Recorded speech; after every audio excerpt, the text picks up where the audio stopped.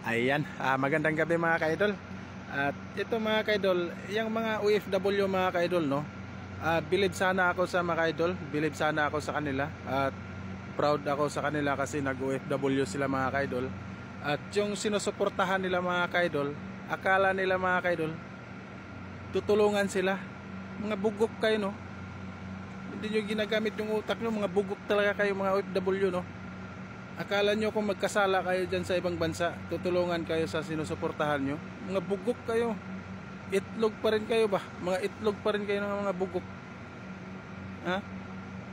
Proud sana ako sa inyo. May pasigaw-sigaw pa kayo na BBM resign. Mga ulol, mga bugok.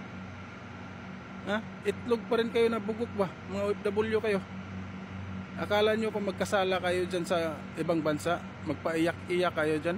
Kahit lumuha kayo ng dugo, hindi kayo tutulungan dyan. Mga bugok kayo sa sinusuportahan ninyo. Mga bugok, gamitin nyo utak nyo. No? Ayan. Ayan mga OFW dyan. Proud na proud ako sa inyo kasi nag-OFW kayo. Ng ibang bansa kayo. Pero yung sinusuportahan nyo, isipin nyo kung tutulungan kayo kung magkasala kayo dyan sa ibang bansa. Ha? Utak ba?